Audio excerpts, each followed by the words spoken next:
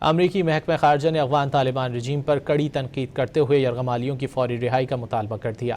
امریکہ نے افغان رجیم کی جانب سے غیر ملکی شہریوں کو یرغمال بنا کر سیاسی مفادات حاصل کرنے کا معاملہ ایک بار پھر اٹھا دیا۔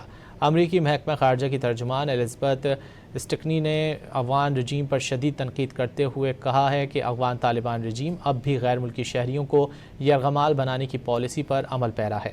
Afghan Taliban hostage taking policy کے تحت قید تمام بے قصور امریکی شہریوں کو فوری رہا کرے۔